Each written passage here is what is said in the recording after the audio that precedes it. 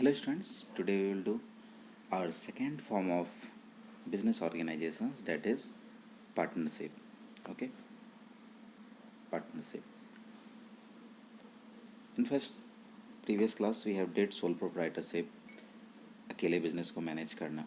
ठीक है, due to drawbacks of और यू कैन से लिमिटेशंस और डीमेरिट्स ऑफ सोल प्रोप्राइटरशिप. ठीक है, हमारे पास लिमिटेड रिसोर्स रहता है, लिमिटेड मैनेजरियल कैपेबिलिटी रहता है. इन सब के कारण, लिमिटेशंस के कारण अनदर फॉर्म डेवलप्स और business organization that is known as partnership. ठीक है, इसके लिमिटेशंस के कारण ये एक नया फॉर्म डेवलप हुआ. आपके पास थोड़ा सा पैसा है बिजनेस स्टार्ट करने के लिए, आप पार्टनरशिप में जा सकते हो. बहुत सारे अलग अलग रीज़न है. ठीक है, तो फर्स्ट क्लास में हमने किया था sole proprietorship. In this class we will do partnership. Partnership, just have to remember Indian Partnership Act 1932. You have to always remember this for general knowledge also. Defines partnership as the relation between two persons who have agreed to share, two or more persons who have agreed to share the profit of the business carried on by all, मतलब हर किसी में बटेगा, और any of them, या किसी में बटेगा, acting for all. ठीक है, मतलब कुछ लोग एग्रीड होते हैं एक साथ बिजनेस चलाने के लिए, प्रॉफिट शेयर करने के लिए. ठीक है, और उनके बीच ये जो पार्टनरशिप होता है एक एग्रीमेंट पे चलता है. आप हमेशा इस चीज़ को याद रखिएगा. ठीक है, पार्टनरशिप एग्रीमेंट. रीज़न, अगर एग्रीमेंट नहीं होगा तो बाद में कोई एक पार्टनर चीज़ों को अपने हिसाब से मॉडिफाई कर सकता है.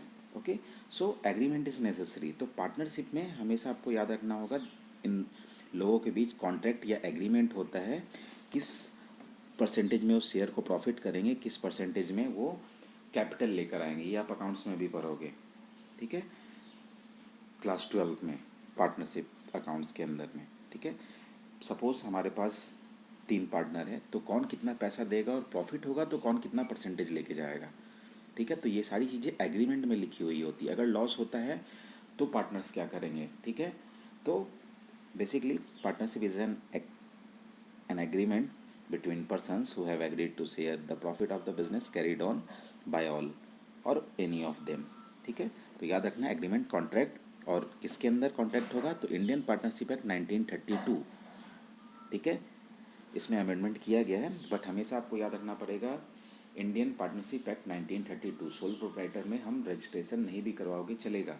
ठीक है, रजिस्ट्रेशन कब मैंडेटरी है, जब बिजनेस का टर्नओवर 40 लाख के ऊपर जाता है. ठीक है, आपको उस वक्त जीएसटी का रजिस्ट्रेशन करवाना है. पार्टनरशिप में आपको अच्छे से चलने के लिए आपको पार्टनरशिप एक्ट 1932 के अंदर में रजिस्ट्रेशन करवाना अच्छी बात है. ठीक है, ज़रूरी है. आप नहीं भी करवाओगे बट वो म्यूचुअल कंसर्न पे चलेगा. तो आज के डेट में ये एग्जिस्ट नहीं करता है कि लोग पार्टनर्स पे इतना ज़्यादा भरोसा करें. ठीक है, तो एक लीगली कॉन्ट्रैक्ट हमारे बीच एग्रीमेंट आता है. Now see characteristics of partnership. Okay, formation like sole proprietorship easy to form. ठीक है, अंडर पार्टनरशिप एक्ट 1932. याद रखना है इस चीज़ को. ठीक है, it comes into existence through a legal agreement which I am talking about. ठीक है, where in the terms and conditions ये बहुत ज़रूरी है, स्टार मार्क. ठीक है, TNC, टर्म्स एंड कंडीशंस. उस एग्रीमेंट में लिखा होगा सारी चीज़ें. ठीक है, लॉस होगा, प्रॉफिट होगा, हम कितना डिस्ट्रीब्यूट करेंगे, बिजनेस ग्रो होगा तो कौन किसका मालिक होगा, बहुत सारी चीज़ें जो भी दो पार्टनर्स आपस में उनको कन्फ्यूज़न होता है, उन चीज़ों पे आप लिख के पहले से एक एग्रीमेंट बना लेते हो. ठीक है, इसलिए बनाते हो governing the relationship among the partners के बीच में रिलेशनशिप को गवर्न करने के लिए, चलाने के लिए. क्यों चलाने के लिए, shares of profit and losses and manners of conducting the business. ठीक है, हो सकता है कोई एक पार्टनर बोले मैं बहुत ज़्यादा कैपेबल नहीं हूँ, मैं डिसीजंस नहीं ले सकता. ठीक है, तो आप किस मैनर में बिजनेस को कंडक्ट कर रहे हैं, सारे लोगों का डिसीजन होता है या कुछ लोग मिलके करते हैं, ये सारा कुछ एग्रीमेंट में लिखा होता है. ओके, तो फॉर्मेशन ईजी है under partnership act 1932. Okay, next liability, just like sole proprietorship.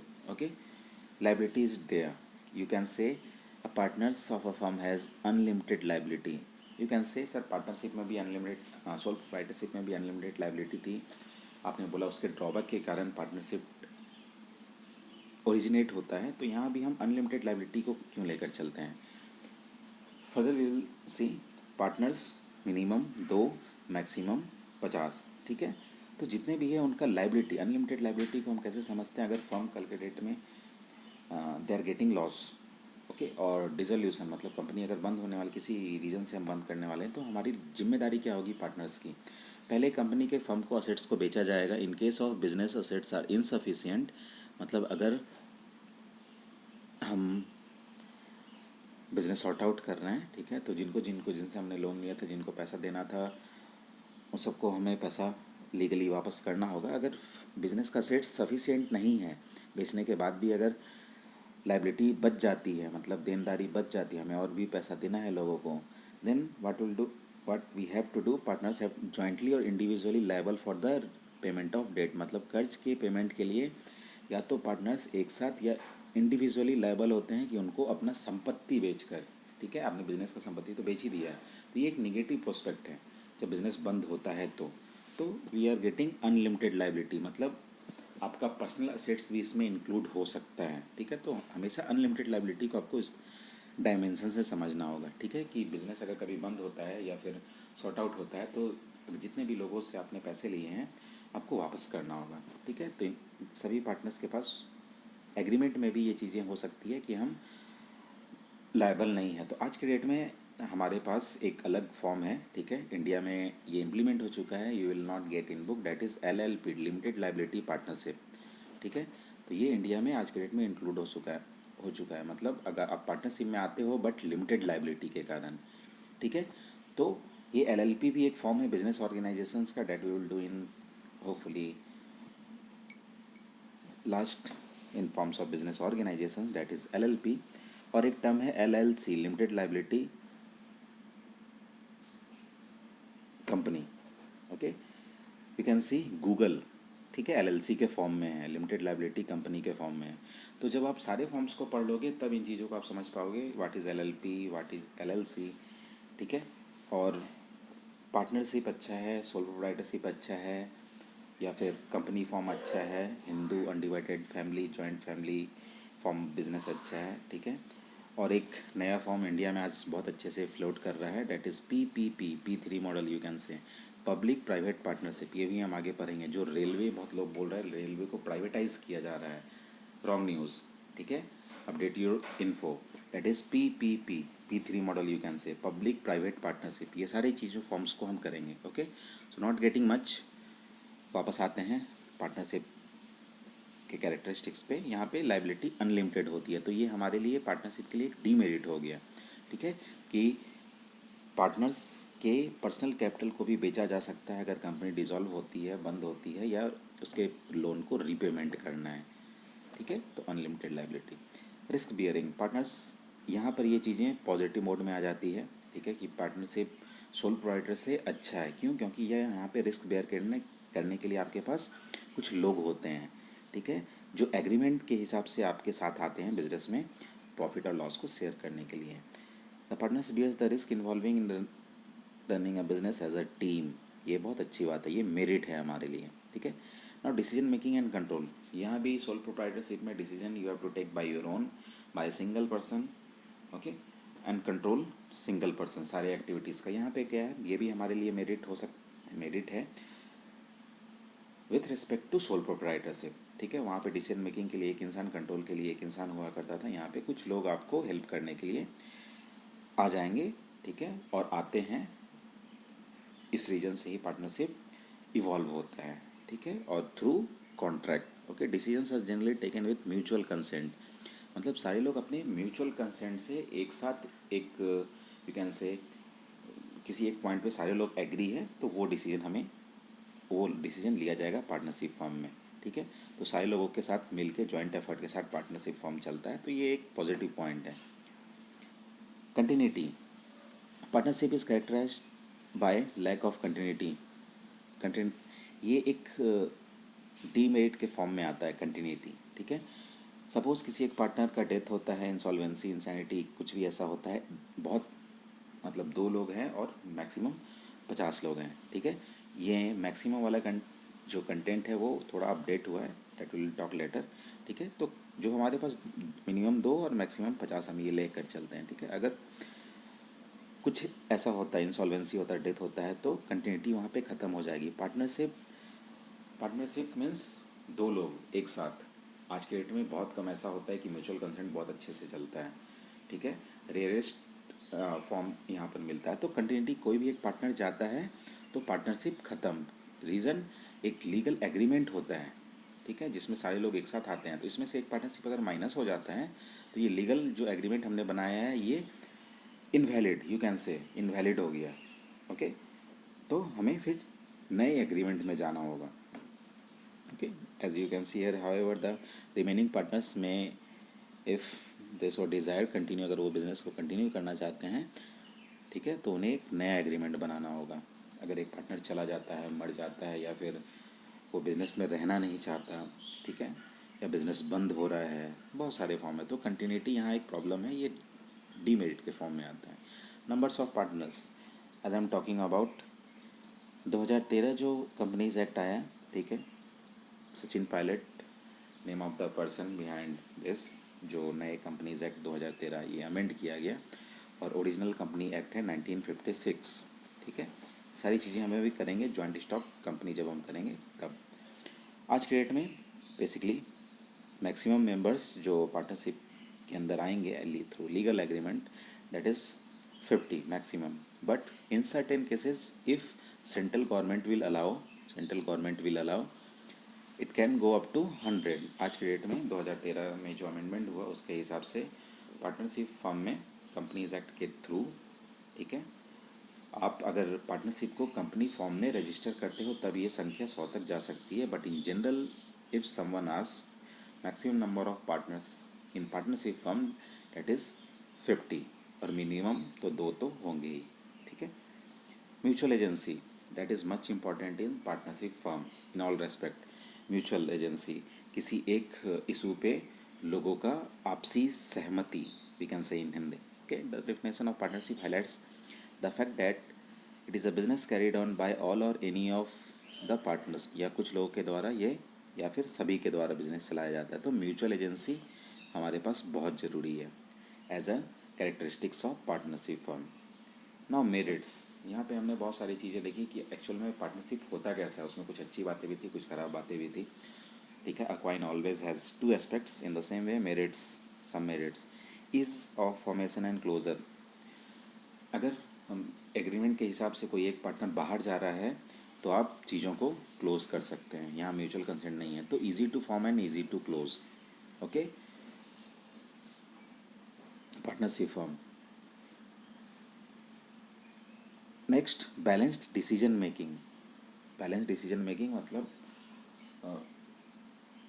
कुछ लोग जो एक साथ बिजनेस करने आए हैं थ्रू एग्रीमेंट, डिसीजन उनका बैलेंस होता है तभी चीज़ें आगे बढ़ती है। तो पार्टनरशिप के अंदर ये मेरिट है कि बैलेंस डिसीजन मेकिंग होता है। एक इंसान है शायद वो अच्छा डिसीजन नहीं ले सकता, एक दूसरा इंसान जो शायद दूसरे स्किल में बहुत अच्छा है वो आपको सपोर्ट करेगा। तो दो पार्टनर हैं तो बैलेंस डिसीजन मेकिंग होगा, ठीक है। 50 है तो जैसे जैसे चीज़ें बढ़ती है चीज़ें थोड़ी इलेक्टिबल होती है, ठीक है, जो हमारे बैलेंस में नहीं होता है जब पॉपुलेशन बढ़ता है, ठीक है, तो वो मैक्सिमम टेंडेंसी वाली बात है। बट पार्टनरशिप फर्म में 2 लोग हैं, 5 लोग हैं, तो डिसीजन बैलेंस्ड होता है, सबके हिसाब से होता है थ्रू म्यूचुअल कंसेंट, ओके।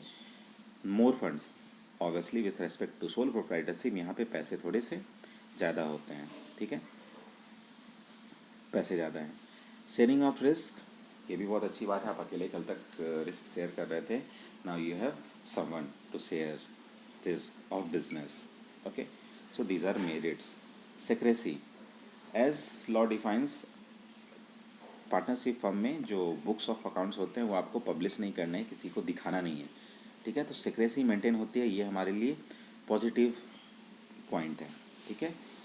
ये सेम सिंस पब्लिकली आपको अकाउंट्स नहीं शो करना है, मतलब कोई तीसरा इंसान, गवर्नमेंट कोई, या फिर कोई एजेंसी, या फिर कोई एक इन्वेस्टर अगर, या फिर बैंक आपको बोलता है कि आप किस तरह से बिजनेस को चला रहे हैं, अकाउंट्स दिखाइए, तो यहाँ पे ज़रूरी नहीं है अकाउंट्स वाला बुक आपको लोगों को दिखाना, तो सिक्रेसी आप मेंटेन कर सकते हो, ठीक है।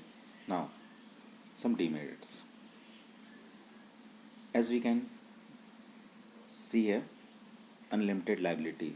पार्टनर्स के बीच में अनलिमिटेड लाइबिलिटी होता है, मीन्स अगर बिजनेस बंद हो रहा है या फिर लोन रीपेमेंट कर रहे हैं तो पार्टनर्स आपके पर्सनल कैपिटल को भी बेचा जा सकता है लोन को पेमेंट करने के लिए, ठीक है।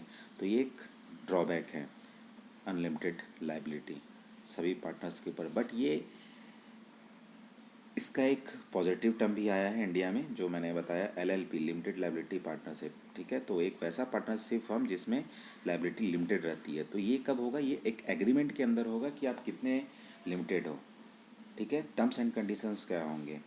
तो ये जो लिमिटेशंस है या डीमेरिट है पार्टनरशिप का अनलिमिटेड लायबिलिटी, इसी को पॉजिटिव मोड में करने के लिए एक नया फॉर्म है, that is LLP, limited liability partnership, ठीक है। अगर आप ये नहीं कर सकते हो, आपको लगता है कि आपके पर्सनल असेट को नहीं बेचा जाना चाहिए अगर कंपनी लॉस में जाती है, क्योंकि बहुत सारे लोग एक साथ चलाते हैं, तो किसी एक की गलती के कारण लॉस हो गया तो मेरे पर्सनल असेट्स को क्यों बेचा जाएगा, it can be a question, ठीक है। तो एक नया फॉर्म LLP, लिमिटेड रिसोर्सेज। आप बोलोगे सर आपने बोला था सोल प्रोप्राइटरशिप में भी ये डीमेरिट था, लिमिटेड रिसोर्सेज। पार्टनरशिप में तो हम 2-3 लोग हैं तो रिसोर्स बढ़ना चाहिए, बट रिस्ट्रिक्शन है यहाँ पर, ठीक है, कि कितने लोग हैं। 2 लोग हैं तो हो सकता है उन लोगों के पास बहुत ज़्यादा कैपिटल नहीं होगा, तो रिसोर्सेज लिमिट हो सकता है, ठीक है। ऐसा ज़रूरी नहीं है कि 2 लोगों के पास सारा रिसोर्सेज हो। तो in the same way as sole proprietorship, it partnership also has a demerit of limited resources due to restrictions of number of partners.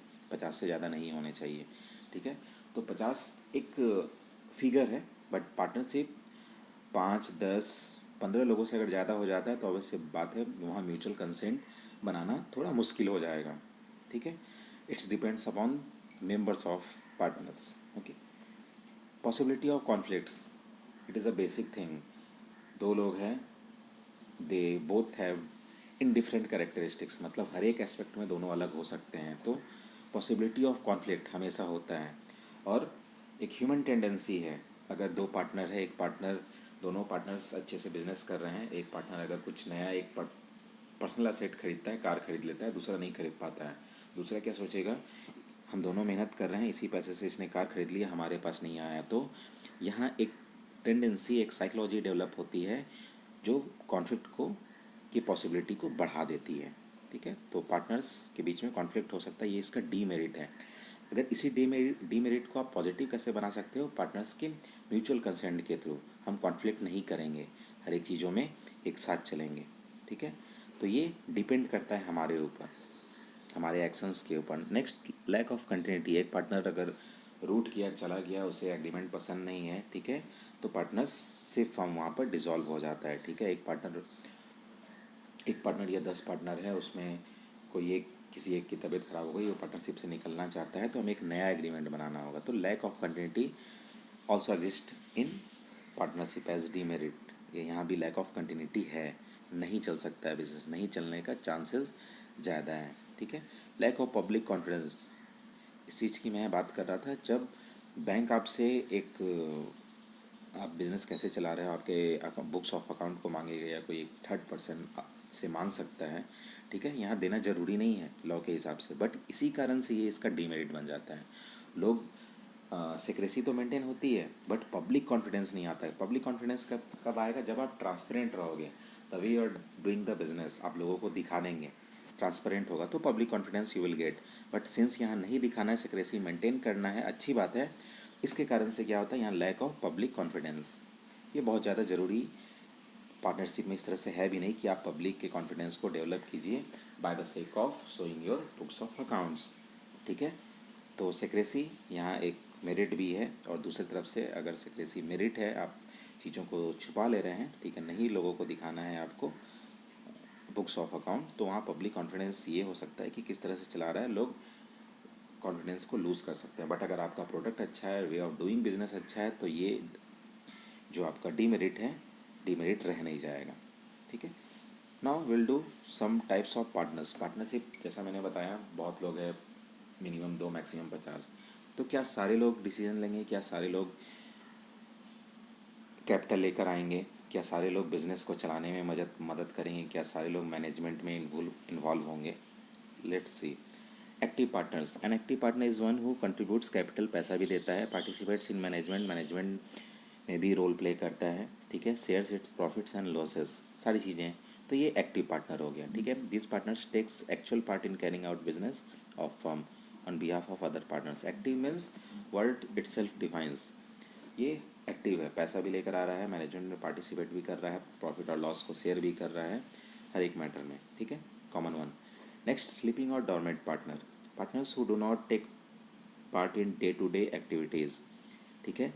Sleeping partner कौन सा होता है, as word define itself, वो पैसे तो लेकर आता है बट प्रॉफिट और लॉस भी शेयर करता है अनलिमिटेड लाइबिलिटी के साथ, बट एक्टिवली पार्ट नहीं करता है, ठीक है। वो do not take part in day to day activity, हर दिन के जो डिसीजंस में वो चीज़ों को नहीं समझना चाहता है या नहीं समझता है, ठीक है।